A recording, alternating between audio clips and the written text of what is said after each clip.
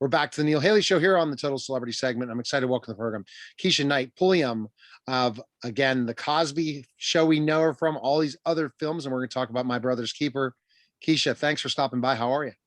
Thanks for having me. I'm good. I have to ask you that question. When you were on the Cosby Show, did you know it would be that big at your age when you were shooting it? And did you understand how much of a star you were at that time period? Absolutely. No? Did not know whatsoever. I was 4 when I started on the show. I was actually the same age that my daughter is right now. Wow. And, I've been acting my whole life since I was 9 months old. So, to me, it was regular life. It was just what I'd always done. And I probably even as I got older, and I think part of it was because we filmed the Cosby Show in New York, unlike a lot of shows at the time. Most shows were filmed out in LA, and I'm originally from Right. Jersey, so Okay. it wasn't a big change per se, just in my world.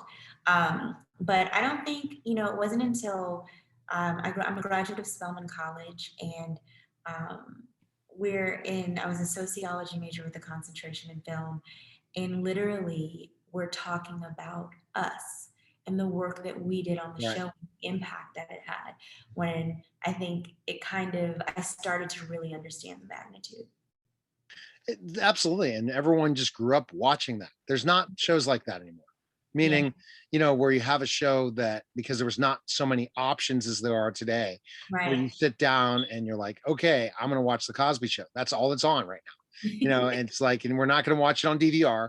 We're going to watch it at that specific time. VCR didn't exist. You had Yeah. to have a VCR, and Right. put tape in, and then replay it. So, I'm grateful that, I've been able to, be in this business for 4 decades at this point, and to do work that resonates with generations of Right. people, and that, children today, are just getting able to experience the Cosby Show and so many other projects that I've And that's done. the other thing, is it's on every day. So you're constantly in syndication forever and ever. It'll Yeah. never end, right? People will be watching the Cosby Show and you'll be 60 years old and they'll be talking about your time in the Cosby Ooh, Show. that's not too Yeah. far away. Yeah, No. I know. Exactly. Life after the Cosby Show. So you went to college. It's great. So tell me this, what made you, did you always want to say, I'm going to, even though I was successful as a child actor, I have to go to college? What was the set thing? Because like some of them are like, okay, I'm going to move on to other projects and go. What kind of made you want to do that? It never occurred to me not to. Mhm. I always knew I was going to go to college. I actually decided that I wanted to go to Spelman when I was about 7. We filmed on the campus of Spelman for the Cosby Show. And I just remember falling in love and being in awe of all of these amazing, beautiful women that looked like me. And so when it came time to apply to college, my dad was like, oh, you have to apply to Harvard and this and Right, that, right. and what have you. And I was like, no, Dad, I'm going to Spelman. And I applied early decision, and the rest is history. I always knew that I wanted to continue acting. It's definitely a passion of mine. It's something I love. However, I also have a variety of interests and passions. And even though I've continued acting, those haven't stood in the way of me accomplishing and doing other things, whether it's my nonprofit, the Camp Kizzy Foundation, that focuses on empowerment and self-esteem for youth, to my Spice line, Keisha's Kitchen. And I'm also the general partner of the Fearless Fund, which is actually the first venture capital fund founded by women of color, specifically investing in women of color. And we didn't set out to be that. Oh, We set wow. out to solve a problem and to be a part of the solution. And not until Forbes, and we just had a big ad that ran during the Grammys with MasterCard for the work that we're doing. So I feel like I continue to stay inspired and do work that I love on, a variety of fronts, whether it's in front of the camera, behind the camera, as well as in other fields.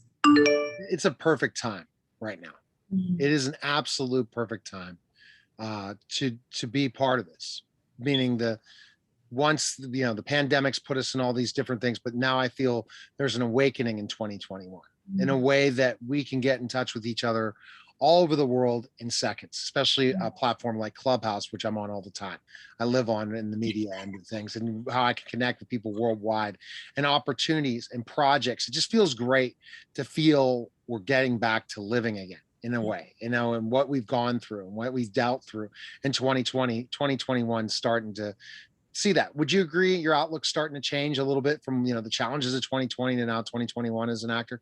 Well, I'm an eternal optimist, so I can't say that, I've embraced this whole journey, through 2020, through the pandemic. I've enjoyed life all every day as we've kind of gone through the new normal and these uncharted waters. I've continued to work. You have to just learn how to pivot, and change is inevitable, Exactly. and nothing stays the same. And for me, one thing that I always say is that happiness is a choice, and Yes. it's about the journey, not about a destination. So I've just embraced having more time with my family. And even, I have worked during the pandemic. I'm working right now. I'm Right. grateful for that. I filmed a movie in Canada last year during the pandemic, The Christmas Aunt, for Lifetime. So, you have a choice to either look at the limitations or look at the new doors and avenues that open as a result. I love how you're busy, Keisha. That's good because I guess I'm used to these interruptions. Trust me, when you're on Clubhouse all the time and hosting rooms, you're like, oh, just interruption, no big deal. Let's just move on. And that's what's Hey, cool about it. So let's all live in the podcast world that not everything's perfect, or the radio world or TV world. Not everything's perfect as we see it. We're all going in 100-mile-an-hour directions. So basically, after Spelman College, after you graduated, then you kind of your acting career. What do you think you're best known for after college? After kind of finishing up, what would you say? I did several movies and projects after college. I did Beauty Shop, the movie. I did Medea Goes to Jail. The House of Pain, which I'm currently on, is on BET now, has been filming for almost a decade at this point. That's great. So I've done a lot. I've done a variety of Lifetime movies, from Radio Christmas to the Christmas On. I'm getting ready to do another one in a couple months for this Christmas. So I've been Oh, staying busy. you've been absolutely been successful, busy, but I like the whole entrepreneur side and the philanthropic side. That really makes you feel great. But I think that you use the brand of what you were in the Cosby Show to keep moving forward. And that's what you've done. You've constantly seen, hey, I'm somebody because of this, even though you don't look like the child actress that you were. You're a different person. You're a different persona.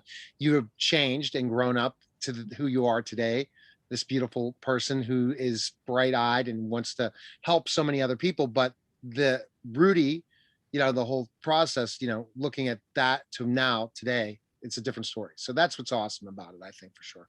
Let's And jump. there was Let's a character that I'm sorry, and it was a character I played, but innately this is who I am. So this transcends and becomes a part of the brand that Yes. Keshia Knight Pulliam. It's always part of a brand. It doesn't matter. Your past is always part of your brand. Never let it go. Like, for example, I'm a former professional wrestler. So I always use that part of the brand, but I'm now an educator, teacher, entrepreneur, radio host, TV host, but always it'll go back to the days of pro wrestling. That's Mhm. just part of who we are. But we always have to use that in a conversation, because that could be a conversation starter to meeting the next person. That's what a brand is. If you are the whole brand, you can take it to the next level and make such success that you've done. So let's talk about My Brother's Keeper. Tell us about your role and the premise of the movie. Well, I play Tiffany, and I play a counselor that works through the church. And basically, it's the story of a soldier who comes home and is suffering with PTSD. I don't want to give away the entirety of the movie, but No. and it's his walk through faith, and also just even the acknowledgement that help is needed. A lot of times we suffer in silence, whether it's mental health, whether it's PTSD or whatever it is. Excuse me. And it's important for you to reach out to the resources that are available to you to work through these things. And everybody needs help at some point. So I definitely hope that this starts and gives space for the conversation, give space for the mental health conversation. Exactly. Because although, I know I have been, really well through this time, I also recognize that a lot of people have struggled, over this past year. So I'm excited. Movie theaters are starting to open. Our world is starting to open back up. And it's the perfect time to get your tickets, to go to the movie theater to see My Brother's Keeper. It's something that you can take the family to see, maybe not the littles, but Right. the Right. majority of it. And do something fun as a family, and then also have a great conversation starter after. Because again, PTSD, but everyone that's suffering from PTSD is not just from the military. It can No. happen from other things. And it's great to try to break that stigma of PTSD, to understand how terrible it is and how many people are going through it. And then also what people have gone through the pandemic and their mental health concerns. At least that conversation's opened up through this movie. Everybody has stuff. Everybody is going through things, no matter what, no matter how much money, how little money, how popular, how, all of these Right. things. Um, a lot of people are struggling silently, and you would never know. So that's why it's even more important to lead with love, and to lead with empathy, and to lead with understanding, because you never ever know what the next person is going through. Absolutely. And so based on that, what attracted you to the film that you got, how that happened? Yeah. Cause there's lots of projects that people ask you to do. There are. I appreciated the script, and what it spoke to. I also appreciated the people behind it. Both Ty and Bishop Mackie Man Studios. They're awesome. I've worked with them on another project since. Just great people. It's really nice when you can work with people and truly enjoy the people that you're working with. And I've been really blessed to be able to do that on a variety of projects. So that's really how it came together. And my dad actually is a Marine veteran, as well as Oh, okay. my grandfather was Army. My fiance is a Marine veteran as well.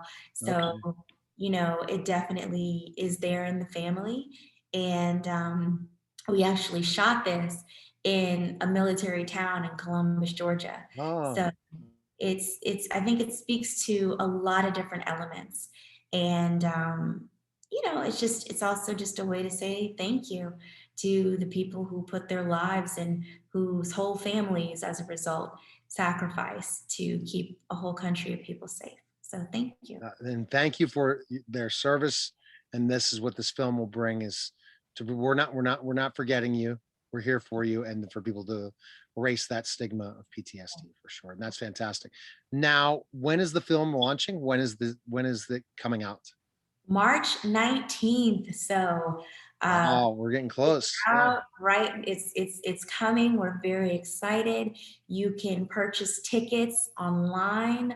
So yeah, if you go to My Brother's Keeper, there's an Instagram handle, as well as, I think it's MBK Film on Instagram, and you can get all the information. And my Instagram is at Keshia Knight Pulliam. I'm going to put a link up there where you can go to purchase tickets, and see where it's showing in your area.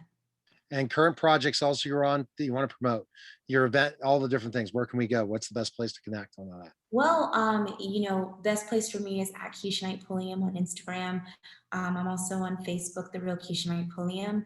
But the Fearless Fund is my venture capital fund that I'm a general partner of. So you can go to the fearless.fund to find out what we're doing there.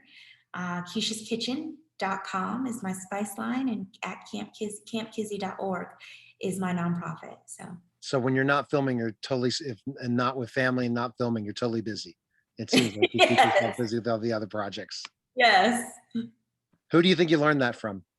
That develop all this entrepreneur's mindset, this multiple projects mindset, not just actor. I don't know. It's one of those things that's always just innately been who I am, that I've never believed in limitations or boxes. And yeah, it's great to be living in a time where there are no limits. And Yes. I'm grateful also, not to say that everything's perfect, and there's a whole lot of work that we need to do as a society. But I'm also grateful to be able to show that example to my daughter. And what I know is you don't know to dream it if you don't know it exists. So part of it is being that example to hopefully help plant the seeds for the little girls to come. Well, we appreciate you stopping by. Thanks again, and best of luck with all your projects. And thanks for coming on the show. Thanks for having me. All right, Have a take care. good day. You too. Bye bye. All You're right, bye-bye. listening and watching the Neil Haley Show, and we'll be back in just a moment.